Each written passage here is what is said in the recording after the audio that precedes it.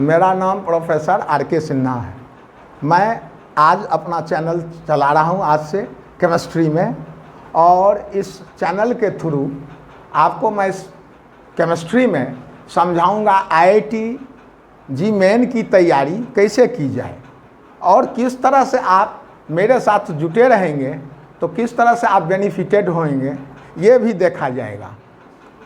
इसमें आपको तैयारी जो करनी है तो आपको हमारे चैनल के साथ बने रहना है, ये भी ध्यान रखिएगा। क्योंकि हम हमेशा आपको कुछ इम्पोर्टेंट टॉपिक उसमें क्या फिर इम्पोर्टेंट है कॉन्टेक्स्ट, उस टॉपिक के अंतर्गत इस पर हम आपको समझाएंगे तो, और उससे क्वेश्चन पूछने की संभावना अत्यधिक हो, यह भी हम ध्यान रखेंगे। इसलिए या आप हमेशा ध्यान रखिएगा कि बहुत ज़्यादा पढ़ लेने से आ जाता है, ऐसी कोई बात नहीं है। आप कितना इंटेंसिफाई है कोई टॉपिक पर, फिर उसके अंतर्गत कुछ टेक्स्ट है, कॉन्टेक्स्ट है, तो उस पर इंटेंसिफाई रहना है। तो मैं चाहूँगा कि आप हमारे सहारे जो भी टॉपिक हो पाएगा संभव, ऐसे तो हम चाहेंगे कि आपके लिए मैक्सिमम कर दूं, लेकिन जो भी टॉपिक होगा उस पर आप हमारे साथ जुटे रहिएगा और मैं आपको बीच बीच में समझाता भी रहूँगा कि यहाँ पर आपके क्वेश्चन पूछने की संभावना बहुत ज़्यादा है, इसलिए ध्यान देना है। तो आज मैं सबसे पहले केमिकल काइनेटिक्स उठाता हूँ, जिससे मैं समझ रहा हूँ कि क्वेश्चन पूछने की संभावना 100% है। तो आप केमिकल काइनेटिक्स को समझिए।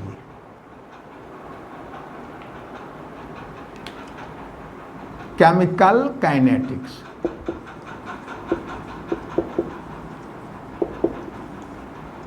देखिए, यह फिजिकल केमिस्ट्री का ब्रांच है जो कि laws governing a process in time, laws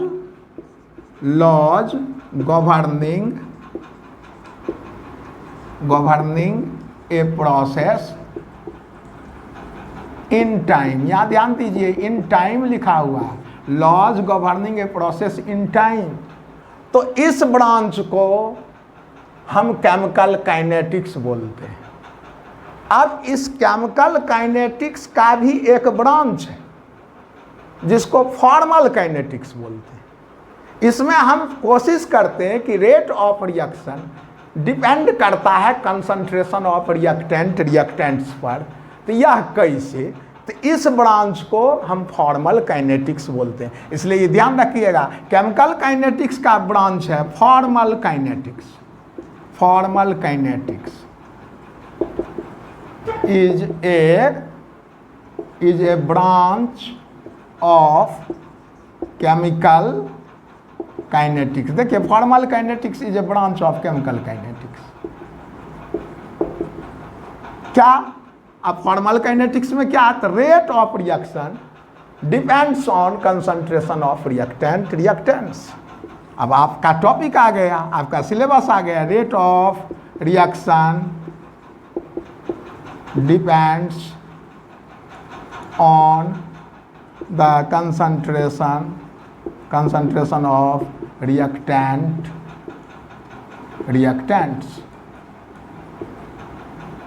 basic बात समझ लेने से IIT मेन में कोई भी क्वेश्चन है, ऑब्जेक्टिव है, उसको बनाने में बहुत मददगार होता है। अब मान लीजिए हो सकता है पूछा जाए what do you mean by formal kinetics, तो बहुत सा लड़का समझ नहीं पाएगा कि क्या पूछा। आप यदि अभी हैं समझ रहे हैं कि अच्छा सर बतला रहे कि केमिकल काइनेटिक्स का एक ब्रांच है जिसमें हम रेट ऑफ रिएक्शन डिपेंड करता है कंसंट्रेशन ऑफ, कोई बड़ी बात तो है नहीं, कंसंट्रेशन ऑफ रिएक्टेंट पर निर्भर कर रहा है रेट ऑफ रिएक्शन, इसी बात को बोल देना है और यही ब्रांच है फॉर्मल काइनेटिक्स।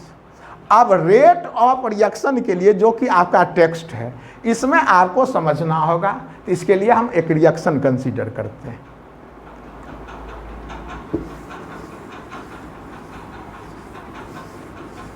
देखिए, रिएक्शन हम कंसीडर करते हैं और कंप्लीट बैलेंस्ड रिएक्शन लिख के चलते हैं। जैसे आपका AA जोड़ BB बनाता है प्रोडक्ट। देखिए, आपका रिएक्शन है, प्रोसेस है। यहाँ छोटा a और छोटा b आपका स्टोइकियोमेट्रिक कोफिशिएंट्स कंप्लीट बैलेंस करने में लगता है, यूज होता है। हो सकता है 1 हो, 2 हो, 3 हो, जो हो, तो आप यूज कर रहे हैं, ठीक है। लेकिन इसके लिए आपको एक रेट एक्सप्रेशन या एक रेट इक्वेशन चाहिए ताकि आप प्रॉब्लम हल कर सकें। यही ना फॉर्मल काइनेटिक्स है कि आपको रेट समझना, यही आपका सिलेबस भी है। तो इसके लिए हम रेट एक्सप्रेशन या रेट इक्वेशन लिख रहे हैं। ज़रा देखिएगा, ये आपको बार बार लिखना है। रेट बराबर के, ये कंसंट्रेशन पर पावर, ए के कंसंट्रेशन पर पावर x है, v के कंसंट्रेशन पर पावर y है। यहाँ देखिए रेट है, यहाँ देखिए रेट कांस्टेंट है, यहाँ देखिए कंसंट्रेशन टर्म है और उस पर पावर है x, या कंसंट्रेशन पर एक्सपोनेंट। आप लोग टर्म भी ध्यान रखिएगा, कहीं कहीं क्वेश्चन में लिखा रहता है एक्सपोनेंट, एक्सपोनेंट नहीं समझते, उसी को ऑर्डर बोलता है। या पावर बोलिए या एक्सपोनेंट बोलिए कंसंट्रेशन पर, जो कि इंटर कर रहा है इस रिएक्शन इक्वेशन में, रेट इक्वेशन में। अब फिर v के पावर देखिए, v के कंसंट्रेशन पर पावर y है, तो या एक्सपोनेंट y है, तो ये y और x ऑर्डर कहलाता है। और यहाँ देख लीजिए, ये छोटा भी देख लीजिए, ये नहीं लिखा हुआ है यहाँ, ये आपका कंप्लीट बैलेंस्ड इक्वेशन में आपका स्टोइकियोमेट्रिक कोफिशिएंट्स है।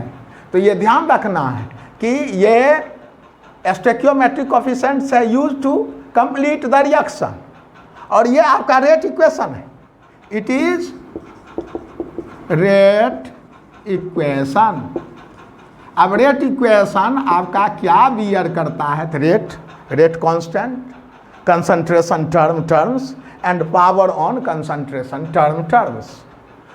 तो कोई भी क्वेश्चन है तो आपको यहीं तो आना है। रेट से क्वेश्चन पूछेगा तो आप कहाँ जाइएगा, कैसे बनाइएगा? आपको आखिर रेट एक्सप्रेशन में ही तो आना होगा। आपको केस से क्वेश्चन करता है, रेट कांस्टेंट से, तो आपको फिर यहीं आना है, इसी एक्सप्रेशन में आना है। ऑर्डर संबंधित क्वेश्चन है तो आपको यहीं, अभी तो बोले थे कि जो एक्सपोनेंट है वही ऑर्डर कहलाता है। तो आप इसमें देखिए ये कितना महत्वपूर्ण है। तो फॉर्मल काइनेटिक्स में रेट ऑफ रिएक्शन समझा जा रहा है, रेट ऑफ रिएक्शन समझा जा रहा है, कंसंट्रेशन ऑफ रिएक्टेंट्स जितना हो उसका। तो इसलिए इसको fundamental postulate of chemical kinetics भी कहता है। इसलिए कोई पूछे कि रेट इक्वेशन क्या है तो उसको सीधा आंसर दीजिए, it is nothing but fundamental postulate of chemical kinetics, क्योंकि इसके बिना आप नहीं चल सकते हैं। यही फंडामेंटल पोस्टुलेट है। इसलिए ध्यान रखिएगा, रेट इक्वेशन ये सब आप लोग नोट भी कर लीजिएगा अलग से कॉपी पर। रेट इक्वेशन और rate expression is fundamental postulate of chemical kinetics, जो कि फॉर्मल काइनेटिक्स यहाँ जाना चाहिए। इसी का एक भाग है जो बोले थे फॉर्मल काइनेटिक्स। तो ये ध्यान रखना है।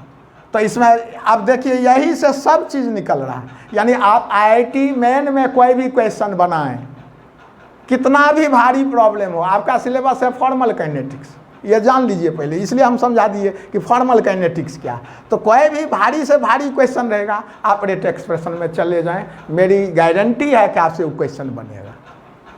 ऑर्डर संबंधित है, रेट एक्सप्रेशन में जो पावर है वही ऑर्डर है, जो एक्सपोनेंट है वही ऑर्डर है। आप कह सकते हैं यार x is order with respect to a, y is order with respect to b, overall order is x plus y। तो ये सारी बात को आप आसानी से जानिए कि आप यहाँ कह सकते हैं x is order with respect to a, y is order with respect to b, overall order. Overall order बोले, ओवरऑल ऑर्डर बोलो, ओवरऑल ऑर्डर क्या होगा? तो x जोड़ y होगा। ये ध्यान रखो कि इस आधार पर आप ध्यान रखेंगे, हर क्वेश्चन बनेगा। वैसे ही कोई दे दिया 2a बनाता है प्रोडक्ट, सपोज कीजिए क्वेश्चन दिया, और रेट एक्सप्रेशन वही जो फंडामेंटल पोस्टुलेट है वो दिया कि r बराबर के a पर पावर 1, इससे तो लेना देना नहीं चल रहा। यहाँ आपका रेट एक्सप्रेशन है, तो आप दो नहीं बोलिए, एक बोलिए। जो रेट एक्सप्रेशन में है वो, और वो जो एक्सपोनेंट है कंसंट्रेशन पर, जो कि इंटर कर रहा है आपके रेट एक्सप्रेशन में, यहाँ ए इंटर किया है, तो उसके उस पर जो पावर है वही आपका ऑर्डर है। तो यहाँ ऑर्डर 1 कहेंगे, तो ऑर्डर इज 1, और दूसरा नहीं है तो ओवरऑल ऑर्डर भी 1। तो इस तरह से कोई तरह का क्वेश्चन हो उसको समझ के चलिए। ये के देखिए रेट कांस्टेंट, ये क्या है, इसका क्या फिजिकल मीनिंग है? तो इसका फिजिकल मीनिंग है रेट कांस्टेंट है, यानी कहने करते ए और बी का कंसंट्रेशन कांस्टेंट है, जो कि 1 के बराबर है। यानी रेट कांस्टेंट के बारे में जानिए, के बराबर रेट कांस्टेंट। अब इसके बारे में बहुत बार क्वेश्चन पूछा गया, सिंपल है कि रेट कांस्टेंट रेट कांस्टेंट इसलिए बोला गया है कि इसका फिजिकल मीनिंग देने के लिए कि यानी वो कहने वाला कहना चाहता जो ए का कंसंट्रेशन है वही बी का कंसंट्रेशन है और वही 1 के बराबर है। यानी कांस्टेंट और ए को भी तो कांस्टेंट ही है, तो 1 के बराबर है। तो इसका अर्थ क्या हुआ, यह फिजिकल मीनिंग दे दिया के का कि के इज रेट कांस्टेंट। कब? जब ए का कंसंट्रेशन बराबर बी का कंसंट्रेशन, यदि ज़्यादा है तो बराबर सी का कंसंट्रेशन बराबर 1, यानी सब यूनिटी ले लीजिए, सब बराबरी ले लीजिए, यूनिटी ले लीजिए तो रेट कांस्टेंट कहलाया। तो अब जब 1 रखेंगे किसी में भी, कोई भी इक्वेशन हो, जो फंडामेंटल पोस्टुलेट ऑफ, यही ध्यान रखिएगा, fundamental postulate of chemical kinetics कहलाता है। तो देखिएगा कि जब हम 1 रखेंगे तो जो रेट है वही रेट कांस्टेंट, यानी rate constant equals rate when the concentration of A equals the concentration of B equals 1। तो यह ध्यान रखिएगा, इसलिए रेट कांस्टेंट का फिजिकल मीनिंग आ गया। रेट कांस्टेंट का फिजिकल मीनिंग क्या आया? तो देखिए इसको आप ऐसे लिख दीजिए, rate constant is rate when concentration of A and B is same, that is equal to 1, ऐसे लिख दीजिए, हो गया। बहुत सिंपल वे में डील कीजिए, बहुत सिंपल वे में क्वेश्चन को समझिए तो आपको आ जाएगा। रेट बराबर के व्हेन बराबर बी, ए कंसंट्रेशन ऑफ ए बराबर कंसंट्रेशन ऑफ बी बराबर 1। किसी दूसरा का लीजिए, जितना ज़्यादा लेना ले लीजिए, यदि दोनों बराबर है और 1 के बराबर है तो रेट बराबर के होगा। तो देखिएगा के को स्पेसिफिक रेट या यूनिट रेट भी बोला गया, के इज ऑल्सो कॉल्ड, यहाँ ध्यान दीजिए क्या बोला जा रहा है, के इज ऑल्सो कॉल्ड। कभी कभी पूछा है कि क्यों हम के को स्पेसिफिक रेट बोलते हैं, तो देखिए अभी इसका अर्थ आ रहा कि नहीं, रेट एक्सप्रेशन में हम रख दिए मान कि जो ए का कंसंट्रेशन है वही बी का कंसंट्रेशन है, वो बराबर है 1 के, यानी यूनिटी ले लिया गया है। तो इसलिए तो देखो, तो के बराबर हो गया रेट, तो एक समय तो रेट हो गया है जब हम ये बात शर्त रख दिए, कंडीशन ये अप्लाई किए, तो ये तो ठीक है, हम स्पेसिफिक रेट तो बोल सकते हैं। तो के is called also called specific rate और यूनिट रेट, यूनिट रेट भी बोला जाता है, क्लियर है। यूनिट रेट चूंकि यूनिटी लिया गया, इसलिए यह ध्यान रखना है कि आपका के का फिजिकल मीनिंग है, रेट कांस्टेंट का फिजिकल मीनिंग है। तो देखिए, तो रेट कांस्टेंट से क्वेश्चन है तो उसको फिजिकल मीनिंग से क्वेश्चन है तो अलग ढंग से देखेंगे। फिर आगे करके इसी टॉपिक में हम आर्हेनियस पर आएंगे तो समझाएंगे कि कैसे के टेम्परेचर से रिलेटेड है। ये फिर 99% है चांस कि आर्हेनियस से आपका क्वेश्चन आएगा, तो वहाँ यहाँ पर अभी फिजिकल मीनिंग समझाया गया। फिर इसका देखा जाएगा कि टेम्परेचर पर कैसे के निर्भर करता है, आर्हेनियस साहब का क्या सिद्धांत थ्योरी है। तो हम आगे जो होगा, आज तो हम ऑर्डर से शुरू करेंगे, ऑर्डर पर रहेंगे और आगे वाले वीडियो में हम आपको समझाते चलेंगे कि के को कैसे समझिए। अच्छा, अभी इतना तक रख लीजिए कि के is character of reaction at particular temperature, क्योंकि ये अलग गुणक है और ये अलग है, ये ध्यान रखिएगा। ये आपको हम पढ़ा चुके हैं कि कंसंट्रेशन पर रेट निर्भर करता है, बढ़ेगा बढ़ेगा, घटेगा घटेगा। सपोज कीजिए पॉजिटिव चल रहा है ये ऑर्डर, तो बढ़ रहा तो बढ़ रहा, घट रहा तो घट रहा, तो फॉर्मल काइनेटिक्स है। और ये केक भी फॉर्मल काइनेटिक्स के अंतर्गत आएंगे, लेकिन इसका इससे लेना देना नहीं है, यह टेम्परेचर पर निर्भर करेगा। इसलिए के को कहा जाता है character of reaction at particular temperature. एक तो के बारे में फिजिकल मीनिंग में यह आया कि स्पेसिफिक रेट है या यूनिट रेट है, ये समझ ही रहे हैं। लेकिन के को हम करेक्टर ऑफ रिएक्शन कहते हैं एट पर्टिकुलर टेम्परेचर।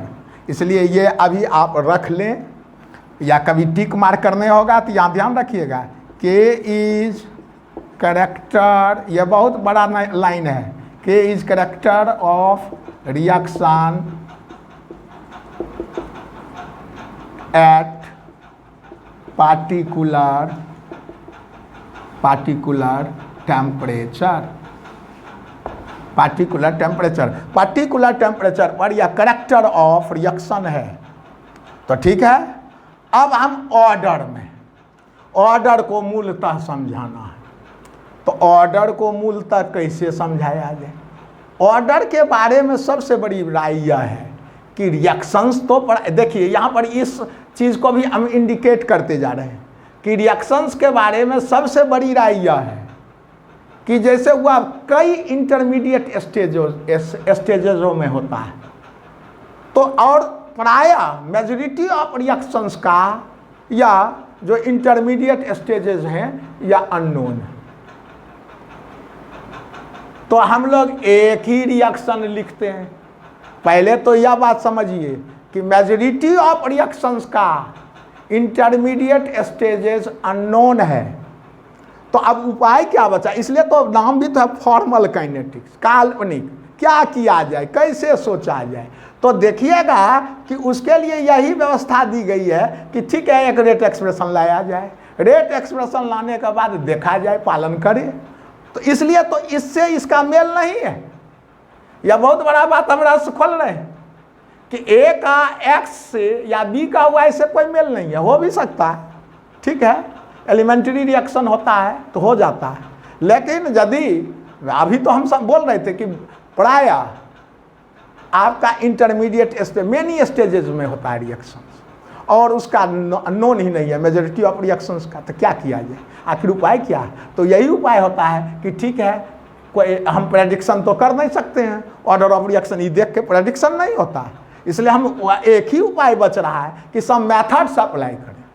इसलिए देखिएगा आपके सामने एक क्वेश्चन आया होगा कि ऑर्डर क्या है, थियोरेटिकल कॉन्सेप्ट है कि एक्सपेरिमेंटल कॉन्सेप्ट है। अभी आपको हम समझा दिए, उसी से आपको उत्तर मिल गया होगा कि अच्छा ये थियोरेटिकल नहीं हो सकता है, ये जब होगा तो एक्सपेरिमेंटल होगा। क्योंकि थियोरेटिकल कब हो जाता? जब हमको इंटरमीडिएट स्टेजेस के बारे में जानकारी रहती तो हम पकड़ लेते कि अच्छा क्या। लेकिन यहाँ तो हम बतला रहे हैं आपको कि इंटरमीडिएट स्टेजेस से होता है रिएक्शन, यानी सिंपल एलिमेंट्री केमिकल रिएक्शन नहीं होता है, रेयरली है। लेकिन मेजॉरिटी ऑफ रिएक्शंस आपको कई स्टेप्स में हो रहा है और वो स्टेप्स ही नॉन नहीं है, तो कोई उपाय नहीं। तो एक ही उपाय है, वही जो बतलाए, फंडामेंटल पोस्टुलेट्स। इसलिए समझ रहे होंगे कि फंडामेंटल पोस्टुलेट्स का क्या महत्व है। इसलिए मैं बोला हूं कि आपको यदि fundamental postulates of chemical kinetics समझ है तो आप समझ लें कि आपसे क्वेश्चन गारंटी में बन रहा है आपके सिलेबस का। इसलिए ये ऑर्डर संबंधित जो बात है, इसके बारे में ये जान लीजिए कि ऑर्डर प्रेडिक्शन नहीं किया जाता रिएक्शन देख के। इसके लिए some methods of order determination है, यानी इसका अर्थ आपका उत्तर क्लियर होगा। कभी भी आपके सामने क्वेश्चन आया होगा ऑर्डर क्या है, थियोरेटिकल कॉन्सेप्ट है, एक्सपेरिमेंटल कॉन्सेप्ट है, तो उत्तर क्या देना है? उत्तर देना है। अभी तो समझ गए कि इंटरमीडिएट स्टेजेस नोन नहीं है, कोई उपाय भी नहीं बच रहा है, तो ठीक है, प्रेडिक्शन हम कर नहीं सकते हैं तो एक्सपेरिमेंटल ये चला जाए। इसलिए ऑर्डर इज एक्सपेरिमेंटल कॉन्सेप्ट। ये ध्यान रखिए, यही उत्तर रहता है। तो बहुत आसान क्वेश्चन रहता है, ऐसा कुछ नहीं है कि बहुत भारी दे दिया जाता है। आप समझ नहीं रहे, सब बात समझ रहे हैं के समझ रहे हैं, फिर ये समझाए character of reaction at particular temperature है, ये समझ रहे हैं। फिर अभी ऑर्डर के बारे में हम थोड़ा सा आपको नॉलेज दिया, आप समझने लगे होंगे कि अच्छा कुछ तो बात है। यदि सिंपल एलिमेंट्री रिएक्शन रहता तो ठीक है, एक स्टेज में हो रहा है, तब तो वहाँ पर जो देख एक स्टेज में होगा, यदि वो लिख देगा क्वेश्चन सेटर कि एक स्टेज में है और एलिमेंट्री केमिकल रिएक्शन है, तो ठीक है, तब उत्तर दे दीजिए। जो स्टोइकियोमेट्रिक कोएफिशिएंट है वही ऑर्डर है। लेकिन चूंकि अभी तो समझा है कि होता नहीं, मेजॉरिटी ऑफ रिएक्शंस जो है वो कई इंटरमीडिएट स्टेजेस में होता है, इसलिए ऑर्डर इज एक्सपेरिमेंटल कॉन्सेप्ट। तो there are some methods of order determination. तो उसमें हम कुछ आपको महत्वपूर्ण समझ के जो महत्वपूर्ण होगा उस पर बहुत बड़ा फोकस करेंगे। आप हमारे साथ बने रहिएगा। हो सकता है हमको आज के बाद दूसरा वीडियो डालना पड़े इस ऑर्डर के कारण, क्योंकि हम जान रहे हैं इससे 99.99% है मेरे अनुसार की क्वेश्चन आएगा। इसलिए हम ऑर्डर पर अभी मेथड ऑफ ऑर्डर आज से शुरू कर रहे हैं। इसमें ध्यान रखिएगा कि इसी पर हमारा इंटेंसिफाई रहना। यह सब तो आपको हम ठीक करने के लिए बेसिक समझाए कि क्या क्या है, कैसे सोचिए, लेकिन क्वेश्चन तो बनाना है ऑर्डर से, क्योंकि 99% तो चांस है ऑर्डर का कि उससे क्वेश्चन देगा आपको IIT मेन में। और यह ध्यान रखिएगा, आप जब कर लीजिएगा तो इस एडवांस में भी ऑर्डर से क्वेश्चन रहता है और हाई ग्रेड का थोड़ा क्वेश्चन रहता है, और हम एडवांस के बारे में भी आपको जानकारी देंगे अपने चैनल से। आप घबराना नहीं है, क्योंकि हम एडवांस में भी आएंगे कि उसको कैसे समझा जाए, फिर उस क्वेश्चन का कैसे रहस्य खोला जाए। अभी आपको मेन के आधार पर, हालांकि थोड़ा विस्तारित चीज़ है, लेकिन हम समझा रहे हैं कि कैसे आप बढ़ जाइए। तो हम अभी शुरू कर रहे हैं सम मेथड्स ऑफ, क्योंकि बहुत ज़्यादा तो करना नहीं है, आपके कॉन्टेक्स्ट में जो है उसमें भी आपको हम बतला देंगे कौन कौन जगह पर ज़्यादा इंटेंसिफाई रहे, तो आपका बन जाएगा। Some methods of order determination, some methods of order determination, some methods of order determination. जब क्वेश्चन देखिए तो सबसे पहले देखिए यूनिट ऑफ के। तो यूनिट ऑफ के देखने से भी आप ऑर्डर कह सकते हैं उस रिएक्शन का क्या ऑर्डर होगा। तो सबसे पहली बात क्या करना है, क्वेश्चन पढ़िए तो सीरियसली पढ़िए और ठीक से पढ़िए। बहुत सा अंक देख लिया छोड़ दिया, क्या है नहीं है, अरे वहाँ भी हो सकता है आपको उत्तर मिल जाए, तो वहाँ देख लेना कि यूनिट ऑफ के क्या चल रहा है। तो यूनिट ऑफ के एक बहुत आसान है, यूनिट ऑफ के मेथड, यानी के का यूनिट कह दिया जाए तो ऑर्डर कह दें। अब बतलाइए इससे आसान क्या होगा कि कोई हमको के का यूनिट बतलाए तो हम ऑर्डर कर रहे हैं। यूनिट ऑफ के मेथड जानते हैं, यूनिट ऑफ के क्या होता है। यूनिट ऑफ के बराबर होता है concentration 1 - n time inverse where n is order। ये जो n है ये ऑर्डर। तो k का यूनिट कोई बोला, concentration time inverse, concentration minute inverse, concentration hour inverse, इसका अर्थ है यहाँ 0 बैठ रहा, दूसरा नहीं बैठ सकता। वो क्वेश्चन सेटर बोल रहा है k का यूनिट बोल रहा है, जैसे झूठ फूस लिखा 2 × 10⁻⁻2 है के यूनिट के, द वैल्यू ऑफ के is 2 × 10⁻2 concentration second inverse. Question रखा, फिर कुछ लिख दिया, तो बनाने नहीं लगी व्हाट इज ऑर्डर। तो समझ रहा कि बनाने के फिराक में टाइम किल करेगा और बनेगा भी नहीं। वो तो यहाँ ही तो क्वेश्चन में ही उत्तर छिपा लिया कि कहता है द वैल्यू ऑफ के इज इतना। तो आप लोग वही करते हैं, गलती क्या करते हैं, अंक देख लिए चल दिए, फिर उधर देखे क्या अंक दिया, क्या कंसंट्रेशन दिया। अरे पूरी बात पढ़िए, उसको देखिए। तो अब यहाँ देखिए तो ये आपका दिया है के का यूनिट तो दे दिया, कंसंट्रेशन सेकेंड इनवर्स। एन बैठाइए, आप एन बैठाइए, 1 बैठा दें तो ये आ जाएगा, या तो 0 बैठेगा। अच्छा 2 बैठेगा तो कंसंट्रेशन इनवर्स आ जाएगा। यानी इसका अर्थ है कि यह निश्चित रूप से यह जो क्वेश्चन चल रहा है वो 0 ऑर्डर का। इसलिए यदि यूनिट ऑफ के कह दिया गया तो हम n बतलाएंगे। तो आप 1 2 3 ऐसे लिख लिया कीजिए, बहुत दिक्कत है तो उसको कॉपी पर नोट कर लीजिए।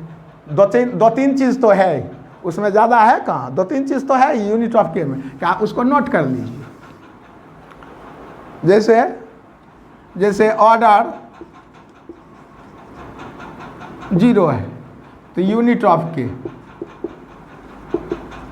Concentration time inverse.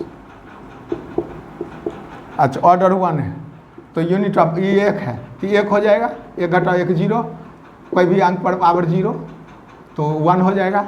1 यदि रखें n का मान तो इसका अर्थ है देखिए टाइम इनवर्स आ गया, आवर इनवर्स, ईआर इनवर्स, देखते हैं ना लिखा रहता है के का मान ईआर इनवर्स, यानी इसका अर्थ फर्स्ट ऑर्डर। यहाँ n 1 बैठ रहा, ऑर्डर 2 है, अब वो 2 बैठाइए तो देखिएगा 2 बैठाने के बाद आ जाएगा आपको कंसंट्रेशन इनवर्स टाइम इनवर्स। ऐसे ही 1-2 लिख लीजिए। अच्छा वो कंसंट्रेशन का रहस्य भी खोल दे तो कोई दिक्कत नहीं, मोल बटे लीटर यानी mole litre inverse time inverse, time जो दे second inverse, hour inverse, minute inverse, day inverse कुछ दे। अच्छा यहाँ कंसंट्रेशन इनवर्स और टाइम इनवर्स, तो कंसंट्रेशन का रहस्य मोल बटे, यही ये सब भी आप सिंपल गलती करते हैं। ये सब क्यों करते हैं, ये सब नहीं करना है। कंसंट्रेशन इनवर्स है तो मोल बटे लीटर है तो उस पर पावर -1 है तो लीटर ऊपर चला जाएगा, मोल नीचे आ जाएगा। यहाँ 2 बैठ रहा है, देख लीजिए। तो यूनिट ऑफ के कह दे, अब मान लीजिए कोई कहा कि ऑर्डर 1.5 है तो के का यूनिट क्या होगा, तो यहाँ 1.5 बैठा दीजिए, 1.5 बैठा दीजिए, आंसर में आइए। यानी कंसंट्रेशन पर पावर -0.5 और टाइम इनवर्स आंसर आ जाएगा। 1.5 बैठ रहा, 1.5 बैठ रहा, n का मान यहाँ n है, ध्यान रखिएगा, n का मान 1.5 है। तो मान लीजिए 1.5 ऑर्डर बोल रहा है क्वेश्चन में, तो यहाँ 1.5 बैठाएंगे तो 1 घटा 1.5 क्या होगा, -0.5 हुआ कि नहीं हुआ। तो कंसंट्रेशन पर पावर हो जाएगा -0.5 और टाइम इनवर्स। तो इस तरह से आप किसी का भी आंसर कर सकते हैं। कंसंट्रेशन का जो यूनिट है वो बैठा दीजिए, उससे उत्तर चल जाइए। और ये ध्यान रखना है कि हम सर्टेनली आंसर करेंगे कहिए कैसे, तो इसका हम आंसर करते हैं। 0 और 1 का वही तो यूनिट नहीं है, तो हम कंफ्यूज क्यों करेंगे। हाँ कंफ्यूज कब होता है, जब 2-3 ऑर्डर वाला का सेम यूनिट आ जाता तो हम ई कहें कि ई कहें कि ई कहें। यहाँ तो ये निश्चित है 0 का कुछ आ रहा है के का यूनिट, 1 के लिए कुछ आ रहा है और 2 के लिए कुछ का रहा है, तो इंडिपेंडेंटली कहा जा सकता है। और यह भी ठीक रखना है कि यदि ये सही है तो ये सही है, ये सही है तो ये सही है, बदल नहीं सकता। ये सही है तो ये सही है, यही होगा, दूसरा हो नहीं सकता। यानी वाइस वर्सा इज करेक्ट। यदि कोई कहता है कि आवर इनवर्स है के का मान, तो हम कहेंगे फर्स्ट ऑर्डर है, और कोई कहे फर्स्ट ऑर्डर है तो कहेंगे आवर इनवर्स है, मिनट इनवर्स है, ईयर इनवर्स है। यानी वाइस वर्सा इज करेक्ट। या ठीक तो या ठीक, या ठीक तो या ठीक, अच्छा या ठीक तो या ठीक, और या ठीक है तो या ठीक है। हम कंफ्यूज नहीं कर रहे हैं, चूंकि सबका अलग अलग है। इसलिए ये ध्यान रखना है कि यूनिट ऑफ के कंसंट्रेशन पर पावर 1 - n टाइम इनवर्स ये है। अब टाइम इनवर्स जिसमें डाले, इसलिए आपको अब बतलाइए, आप आंसर कर सकते हैं कि नहीं। कोई कहा 3rd ऑर्डर तो क्या होगा, यहाँ 3 बैठा देंगे, कंसंट्रेशन पर पावर -2 और टाइम इनवर्स कह देंगे। कंसंट्रेशन का मान बैठा देंगे, मोल बटे लीटर, अब पर पावर -2 है तो लीटर स्क्वायर हो जाएगा, और मोल पर 2 इनवर्स आ जाएगा, और ऊपर नीचे आ जाएगा, नीचे वाला ऊपर आ जाएगा। ये सब सिंपल मैथमेटिकल जो चीज़ है उसको भी देखते रहना, आपको कहीं गलती होने की संभावना नहीं है। यूनिट ऑफ के मेथड चलाइए।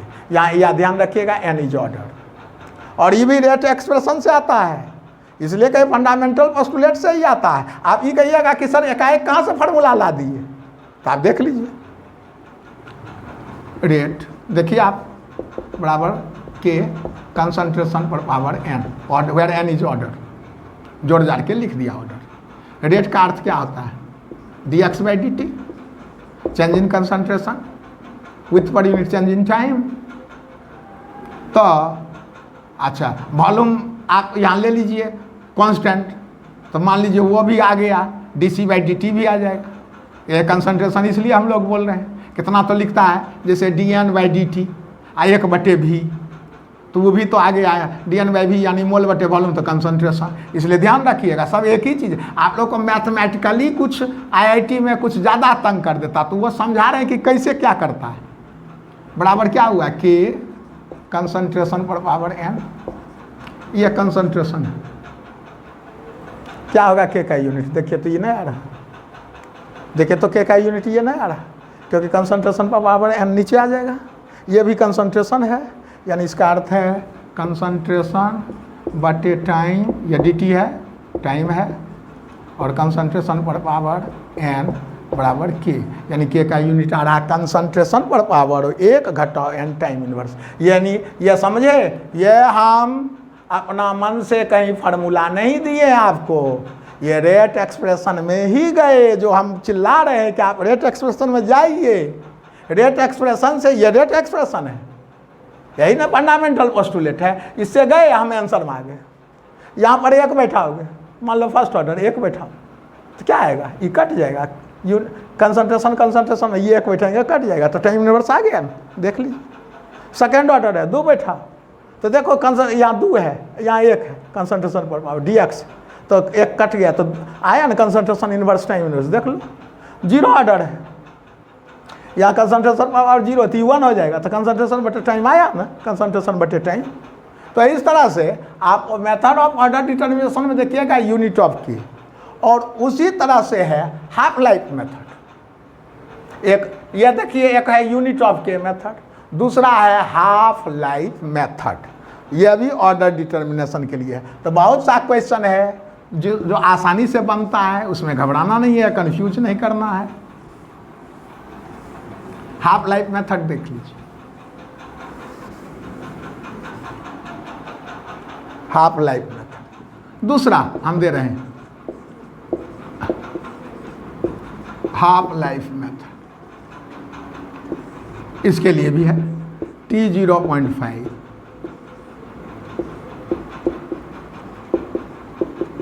इनिशियल कंसंट्रेशन पर power 1 minus where N is order, फिर N बैठा लीजिए। यानी फिर आप यहाँ देख लीजिए, सबको पार्ट कर सकते हैं और कहीं कन्फ्यूजन नहीं है। जैसे मान लीजिए हमको 0 ऑर्डर है, तो N क्या बैठाएंगे, 0 बैठाएंगे, यानी इसका अर्थ है half life time directly proportional है इनिशियल कंसंट्रेशन के, तो वह 0 ऑर्डर। अच्छा, यहाँ 1 बैठ जाएगा, तब तो half life time independent of initial concentration है, तो वह फर्स्ट ऑर्डर, तब यहाँ 1 बैठ रहा। अच्छा, half life time inversely proportional है, यानी टू इनिशियल कंसंट्रेशन, यानी 1 बटे इनिशियल कंसंट्रेशन, यानी 2 बैठ रहा है। तो फिर आसानी से कहा जा सकता है, यानी केवल ये हाफ लाइफ देखा जाए और उसका किस तरह से इनिशियल कंसंट्रेशन का आधार पर चलन है या देख लिया जाए तो ऑर्डर कह दिया जाएगा। जैसे हम फिर वैसे ही हम कुछ बनाएंगे T0.5, और ये डायरेक्टली प्रोपोर्शनल टू इनिशियल, ध्यान दीजिए आप बैठाते जाइए, हम लिख रहे हैं इनिशियल कंसंट्रेशन, तो लगता है 0 ऑर्डर होगा, नहीं होगा, देख लीजिए तो ये 0 बैठ रहा है ना। अच्छा, T0.5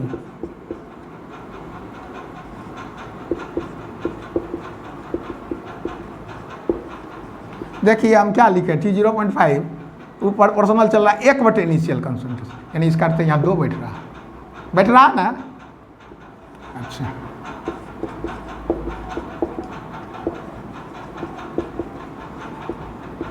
कांस्टेंट बोलो, और इंडिपेंडेंट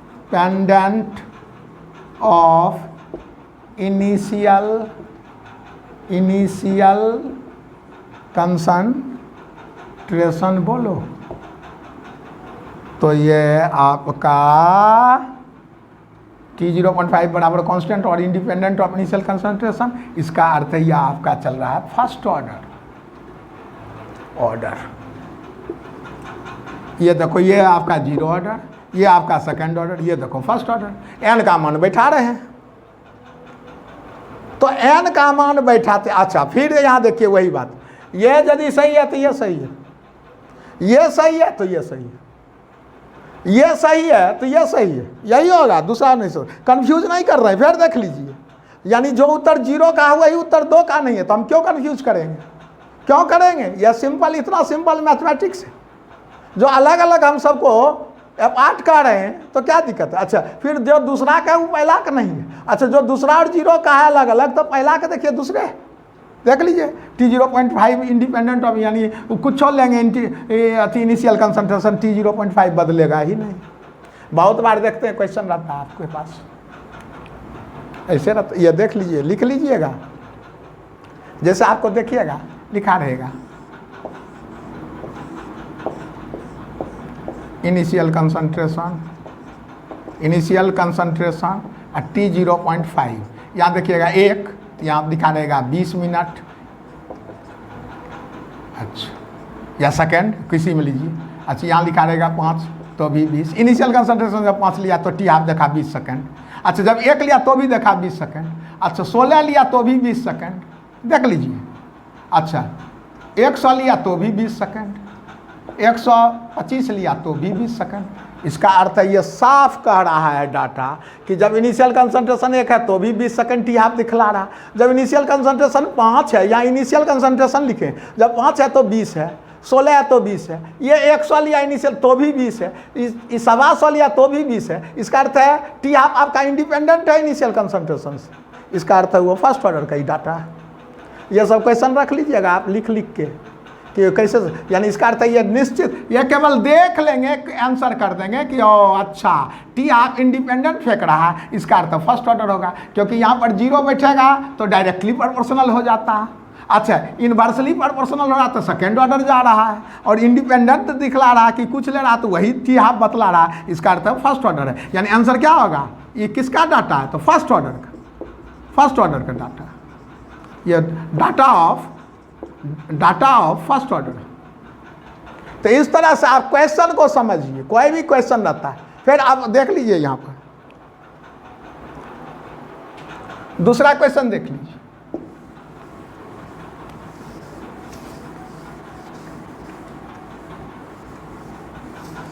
जैसे आपको हम दूसरा क्वेश्चन देते हैं, बहुत इंटरेस्टिंग है।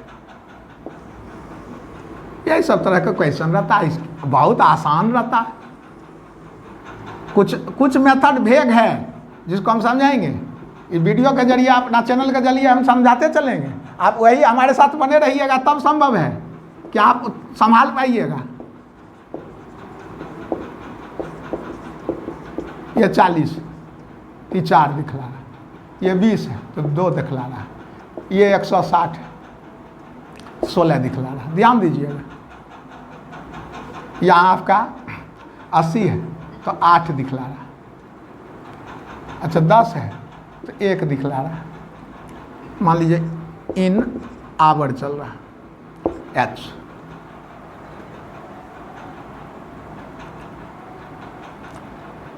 ऐसा ही और कुछ दे, कोई दिक्कत नहीं। क्या दिखाई दे रहा है आपके सामने लिखा हुआ है T0.5 यदि इनिशियल कंसंट्रेशन का डायरेक्टली पर होता रहा है। ये देखिए, इनिशियल कंसंट्रेशन यदि दुगुना हो रहा है तो ये भी दुगुना हो रहा है, देख लीजिए। अच्छा, ये 8 गुना हो रहा है तो ये भी 8 गुना हो रहा है। कहीं से कहीं वाला डाटा देख लीजिए। अच्छा, यहाँ से यहाँ वाला देखिए, ये 4 गुना कर रहा है, पहले 20 था तो 2 है। अच्छा, 80 किया यानी 4 टाइम्स किया, तो ये भी तो 4 टाइम्स है, यानी डायरेक्टली प्रोपोर्शनल हो रहा है, यानी इसका अर्थ 0 ऑर्डर है। तो केवल डाटा देखने पर, अभी देखे फर्स्ट ऑर्डर का कैसे, इसके पहले जो क्वेश्चन दिए तो उसका आंसर आ गया, फिर इसका भी आंसर आ रहा है। अच्छा, ये तो दिखाई दे रहा डाटा कि ओ यहाँ टी हाफ जो है वो डायरेक्टली प्रोपोर्शनल में भाग रहा है। यहाँ से देखिए ना, ये 10 है, यहाँ वाला आप देख रहे हैं 2 वाला, कहीं 2 वाला। इतना आसान होता है, कहीं कहीं का उठा के आप रिलेशन करते रहिए, देखते रहिए, और बहुत बनाने में मन भी लगता है। 10 चौका 40, 1 चौका 4, देखिए ये 4 टाइम्स हुआ, ये भी 4, यानी डायरेक्टली प्रोपोर्शनल। तो डायरेक्टली प्रोपोर्शनल है तो यानी इसका अर्थ ये आंसर आ रही है, यानी इसका अर्थ ये जो डाटा है वो 0 ऑर्डर का है। कहाँ कन्फ्यूज हो रहे हैं? और वही फर्स्ट ऑर्डर होता तो क्या होता, यदि यहाँ 4 लिखा तो यहाँ भी 4 4 4 लिख देता, तो कह देते फर्स्ट ऑर्डर है, कि यानी कुछ भी ले आ जा रहा है इंडिपेंडेंट दिखला रहा था, ठीक है, वो फर्स्ट ऑर्डर होगा। अच्छा, कहीं कन्फ्यूज भी नहीं कर रहे, इसका अलग है, इसका अलग है, इसका अलग है। अच्छा, ये सही तो ये सही। कभी कभी ये भी होता है कि क्वेश्चन सेटर ये देगा, आप ध्यान रखिएगा। इस पर हमको एक और क्वेश्चन याद आ रहा है, आपको समझा रहा हूँ कि कैसे। जैसे एक ये दे दिया, डाटा दिया और टी हाफ दिया और तब पूछ रहा ऑर्डर, तो ऑर्डर जीरो होगा। एक क्वेश्चन सेटर आएगा, आपको कहेगा जी जीरो ऑर्डर है, और जब हम 40 लिया था मोल पर लीटर कंसंट्रेशन, इनिशियल कंसंट्रेशन, तो आया था आपका 4 आवर T0.5। अब बतलाइए हम इसका 80 मोल पर लीटर लें यदि इनिशियल कंसंट्रेशन, तो टी हाफ क्या आएगा? तो टी हाफ क्या आएगा? जबकि आपको वहाँ रिपोर्ट फेंक दिया है कि यह जो रिएक्शन है वो जीरो ऑर्डर है। तो जीरो ऑर्डर है तो इसका अर्थ हम जान रहे जीरो ऑर्डर होगा, तो इनिशियल कंसंट्रेशन का टी हाफ डायरेक्टली प्रोपोर्शनल है। तो 40 है तो 4 है तो 80 है, यानी इसका दुगुना किया तो इसका भी दुगुना आंसर आ जाएगा। यानी बोलो उत्तर क्या आएगा? इसका दुगुना किया है तो इसका दुगुना क्या होगा? 8 आवर होगा कि नहीं होगा? तो आंसर आ गया। यानी इसका अर्थ हम कहने क्या चाह रहे हैं कि यदि ये सही है तो ये सही है, और ये सही है तो ये सही है, वाइस वर्सा इज करेक्ट। यानी ये ठीक तो ये ठीक, यही होगा, दूसरा हो नहीं सकता है, और ये ठीक है तो यही होगा, दूसरा हो नहीं सकता है। तो इतना सर्टेन गेम खेलना है। फिर एक हम आपको सेकंड ऑर्डर का भी एग्जाम्पल दे देते हैं इस तरह का, आप देख लीजिएगा। क्योंकि आईआईटी मेन में थोड़ा सा रहता है कि मैथमेटिकल कुछ ट्विस्ट किया जाता है, और बहुत ज़्यादा मेन में खास करके, एडवांस में थोड़ा स्टैंडर्ड रहता है क्वेश्चन, लेकिन इसमें कोई बात नहीं है, आप कर सकते हैं आसानी से। और बहुत हम लोग का तो एक्सपेक्टेशन रहता है कि निश्चित है कि 100% एक क्वेश्चन आपको आ रहा है। ये काइनेटिक्स से 100% आ रहा है एक क्वेश्चन। एक क्वेश्चन बड़ा महत्वपूर्ण होता है क्योंकि क्वेश्चन की संख्या कम है, उसमें एक। तो बहुत केमिस्ट्री में या किसी सब्जेक्ट में देखिएगा, जी मेन में तो क्वेश्चन की संख्या कम है और उसमें एक आ जाए, कहीं कहीं से एक पकड़ा गया, तो समझते कितना लक्की है आप कि और वो बन जाए, तो हो गया। यही ध्यान रखना है। अब जैसे देखिए एक सेकंड ऑर्डर का हम दे देते हैं,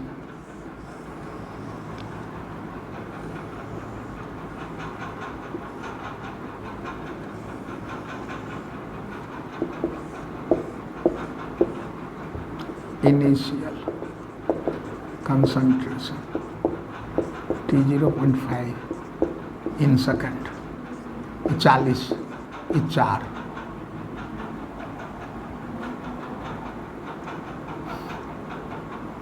80 2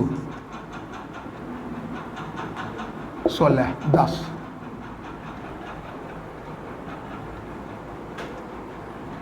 160 1 10 16। डाटा क्लियर है आपके सामने। यहाँ पर लग रहा है हमको, और आपको लग रहा है कि टी हाफ जो है वो इन्वर्सली प्रोपोर्शनल चल रहा है। देखते हैं, ये दुगुना हो रहा है तो ये आधा गुना हो रहा है। अच्छा ये नहीं देखिए, बड़ा बेजोड़ है, ये 5 गुना हो रहा है, ये इस ई 5 गुना हो रहा है, तो इसका ई 5 गुना हो रहा है, यानी इन्वर्सली भाग रहा है, डायरेक्टली नहीं है। डायरेक्टली रहता तो क्या होता है, 16 पर 10 है तो 16 × 80, तो 10 × 50 दिखाता, तब तो मान लेते जीरो ऑर्डर है। लेकिन यहाँ तो इन्वर्सली चल रहा है, यानी डाटा किसका है? सेकंड ऑर्डर का नहीं है। यहाँ पर दिखाई दे रहा है कि इनिशियल कंसंट्रेशन है जो है वो इन्वर्सली प्रोपोर्शनल है। यहाँ देखिए 10 है तो यहाँ 16 दिखा रहा है, देख रहे हैं? यानी इसका अर्थ समझ रहे हैं, इसका इस 16 टाइम से भाग रहा है, ये बढ़ रहा है, ये 10 गुना 16 गुना चल रहा है, तो इसका ई 16 गुना चल रहा है, इन्वर्सली प्रोपोर्शनल। तो डाटा देखने से क्या आसान है, आप समझ सकते हैं। अब वही टी हाफ इंडिपेंडेंट है, ये कुछ लिए यहाँ 40, यहाँ मान लीजिए 80 लिखा, ये 2 लिखा, यहाँ भी 2 लिख दिया, यहाँ तो इंडिपेंडेंट है तो वो फर्स्ट ऑर्डर हो जाएगा। लेकिन ये जो डाटा दिया गया है यहाँ पर साफ दिखाई दे रहा है कि T0.5 वेरिएज 1 इनिशियल कंसंट्रेशन, यानी ऑर्डर होगा आपका, कोई डाउट नहीं। अच्छा आपका गलती हो नहीं सकता क्योंकि किसी से कंफ्यूज नहीं हो रहे हैं, क्लियर है। ऐसे आपको एक बात ध्यान रखना है कि यदि आप बहुत ज़्यादा समझ नहीं रख रहे हैं कि कैसे क्या करें, तो एक काम करिएगा, CT को गुना कर दीजिएगा और देखिएगा यदि कांस्टेंट है तो 2 होगा, और C/T यदि कांस्टेंट है तो जीरो ऑर्डर, और T कांस्टेंट है तो फर्स्ट ऑर्डर होगा। जैसे मान लीजिए यहाँ देखिए CT गुना करिए तो C और T को गुना करिए तो 40 गुना 4 तो 160। देखिए गुना करिए, यहाँ कांस्टेंट लगा दिए है, देखिए यहाँ यानी ब्रेन से चल रहे हैं कि इसको गुना करके देखते हैं क्या आता है कि नहीं, यानी कांस्टेंट आता है कि नहीं। 40 चौका कितना 160, 80 दूनी 160, 16 दही के 160, 160 गुना 160, 10 16 160, यानी इसका अर्थ है ये दोनों का गुना कांस्टेंट आ रहा है। ये सेकंड ऑर्डर का है, ये लिखा रहा है सेकंड ऑर्डर के लिए। इनिशियल कंसंट्रेशन पर पावर 1 माइनस एन, एन का मान 2 तो 1 घटा 2 तो -1 तो नीचे आ रहा है, तो ये दोनों का गुणक, यानी इसका अर्थ है आप यदि सेकंड ऑर्डर कंफ्यूज कर रहे हैं तो एक काम करिएगा C गुना T कर दीजिएगा, C गुना T, C गुना T, C गुना T। अब बराबर देखिएगा कांस्टेंट, मैथमेटिक्स के छात्र हैं ये सब कर सकते हैं आसानी से। C गुना T बराबर कांस्टेंट, मेडिकल का छात्र भी कर सकते हैं, ऐसा कुछ नहीं, बहुत आसान। मेडिकल का छात्र को भी वीडियो देख लेना है, कोई बात नहीं, देख सकता है। तो CT बराबर कांस्टेंट, तो आपका सेकंड ऑर्डर होगा, क्योंकि सब सिंपल कैलकुलेशन है, इसलिए कोई भी देख सकता है। बैक कैलकुलेशन है नहीं इसमें कुछ, तो इसलिए सबके लिए है अलाउड, कुछ हो देखें समझें सीखें। तो ये देखिएगा CT बराबर कांस्टेंट, तो आप पकड़ लीजिएगा सेकंड ऑर्डर। अच्छा कहीं बहुत कठिन किया, जैसे C/T बराबर कांस्टेंट, तो जीरो ऑर्डर हो रहा है, ऑर्डर बराबर जीरो हो रहा है, हो ही रहा था। 40/4 था, याद है ना आप लोगों को, 80/8 था। देखिए ना C/T कर रहे हैं, देख लीजिए इसके पहले वाला में या जो हो,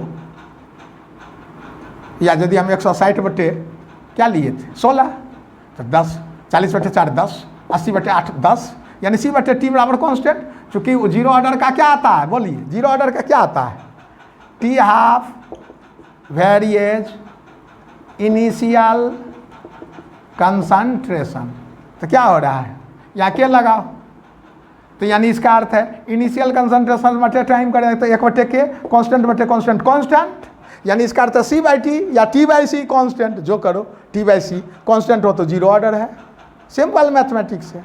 और C गुना T कांस्टेंट है तो सेकंड ऑर्डर है, और T कांस्टेंट है तो फर्स्ट ऑर्डर है, T कांस्टेंट है तो फर्स्ट ऑर्डर है। और कभी कभी बदमाश सेटर हैं तब कहे कि अच्छा ये सब रट लेता तो कैसे, तब एक काम करना, यदि नहीं समझ हो कि कुछ दिक्कत करे तो वो कि अब निकल ही नहीं रहा, कि और सर भी समझाए थे तो भी नहीं निकल रहा था, क्या करे, तब एक काम करना C² गुना T करके देखना, तो बराबर कांस्टेंट आ रहा कि नहीं, पहले कंसंट्रेशन का स्क्वायर कर लेना तब T से गुना कर लेना ई टाइम से, और तब देखना कांस्टेंट आ रहा था, इसका अर्थ थर्ड ऑर्डर है।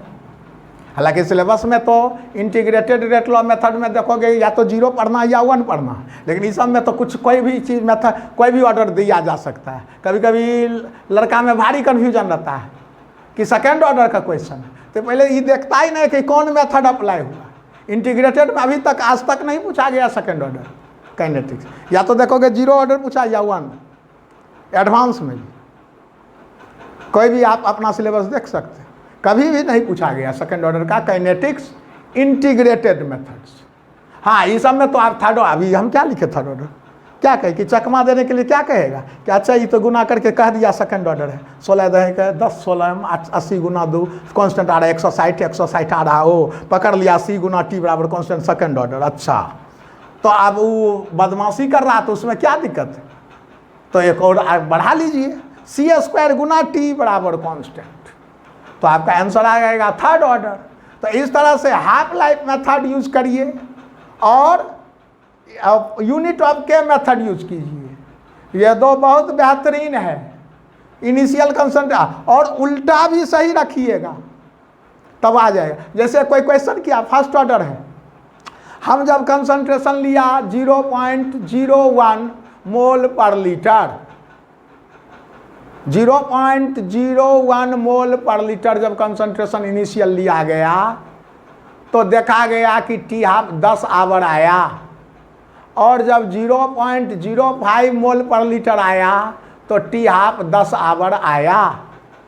तो ये किसका है, लैंग्वेज में बोल रहा था फर्स्ट ऑर्डर का, क्योंकि इनिशियल लिया 0.01 तो भी 10 आवर का रहा, और 0.05 का तो भी 10 आवर का रहा, तो ठीक तो है, इंडिपेंडेंट है, तो इसका अर्थ है वो फर्स्ट ऑर्डर होगा, दूसरा हो नहीं सकता। और उल्टा बनावे क्वेश्चन कि फर्स्ट ऑर्डर है, जब हम 2 मोल पर लीटर लिया तो टी आप आया 5 सेकेंड, और जब हम 25 मोल लें या 20 मोल लें तो क्या आएगा, तो काट चुका ऊपर में क्वेश्चन में ही फर्स्ट ऑर्डर है, इसका अर्थ इनिशियल कंसंट्रेशन कुछ ले, टी हाफ बदलेगा नहीं, तो जो आपका उत्तर दिया पहला का वही उत्तर आ जाएगा दूसरा का, यानी टी हाफ सेम आ जाएगा।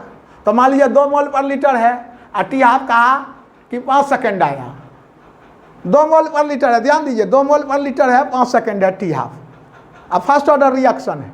और यदि हम 20 मोल पर लीटर लिया इनिशियल कंसंट्रेशन तो क्या होगा, तो 5 सेकेंड ही होगा उत्तर। आप 2 दही के 20 आप 5 दही 50 नहीं लिख दीजिएगा, तब तो वो हो गया डायरेक्टली प्रोपोर्शनल, तब तो 0 ऑर्डर का हो गया। इसलिए यह ध्यान रखना है कि यह वाइस वर्सा इज करेक्ट होता है, यानी देखिए क्या है कि ये ठीक चल रहा है, यानी सेकेंड ऑर्डर का वाइस वर्सा इज करेक्ट पर बहुत ध्यान रखिए, ये सेकेंड ऑर्डर का डाटा है। कैसे 3 वर्सली प्रोपोर्शनल चल रहा है। अब इसी में कोई कह रहा है कि सेकेंड ऑर्डर है, कौन ऑर्डर है, सेकेंड ऑर्डर है, और यह 4 लिया जाए तो यहाँ भरिए, तो जानते हैं हम समझ रहे हैं 4 लिया तो यहाँ, जबकि सेकेंड ऑर्डर है तो यहाँ 4 है, तो यहाँ उत्तर हो जाएगा 40। ठीक है, याद है ना, CT बराबर कॉन्स्टेंट सेकेंड ऑर्डर का पहचान है, तो उसका यदि 4 लिखा तो निश्चित 40 हो जाएगा, ताकि 40 चौका 160 हो जाए। ये देखिए कितना बढ़िया क्वेश्चन है। तो इस तरह से वो 4 है, यहाँ भरने के लिए कहा था, हम 40 भर दिए। इतना मौखिक बना सकते हैं, उसमें परेशान होने की कोई ज़रूरत नहीं है, आप आसानी से बनाइए। तो फाइनली हम आपको ये समझा दिए हैं कि ध्यान रखना है कि t half varies initial concentration पर power 1 - n where n is order. अब 1 2 3 का तो आप ध्यान भी रख लीजिएगा, तो आपका आंसर हो जाएगा, इसलिए वहाँ घबराने की बात नहीं है। आज हम यहाँ तक कंक्लूड करते हैं अपना लेक्चर, और ये ध्यान रखिएगा हमारे वीडियो के साथ बने रहिएगा आप। अगला वीडियो में हम और सब मेथड्स पर चर्चा करेंगे, ज़बरदस्त है, जैसे इनिशियल रेट लॉ मेथड है वो देखिएगा कितना शानदार है, उसके तरीका से कैसे हुआ। इंटीग्रेटेड रेट लॉ मेथड अभी तुरंत हम चर्चा किए थे कि सेकंड ऑर्डर नहीं है, 0 और 1 का पढ़ना है, तो आसान है, आप लोग को हम समझा देंगे। मेरे वीडियो के साथ बने रहिएगा, अगला रोज़ हम फिर आपको आएंगे वीडियो लेके, जिसमें सम और अदर मेथड्स पर चर्चा करेंगे। दूसरी बात है, आप ध्यान रखिएगा कि हमारे चैनल का नाम है हबकैम। इस चैनल को आप लाइक कीजिए, सब्सक्राइब कीजिए, और हमारे साथ निश्चित बने रहिए। हम गारंटी ले रहे हैं आपसे ऑर्डर का क्वेश्चन बन जाएगा, जो हम पढ़ाते जाएंगे उससे निश्चित बन जाएगा, और फिर आर्हेनियस का कॉन्सेप्ट देंगे उससे भी आपको बनेगा। सिर्फ आपको हमेशा बने रहना है, एक ही काम करना है बस, और कुछ नहीं, और क्वेश्चन को उतारते रहिएगा कॉपी।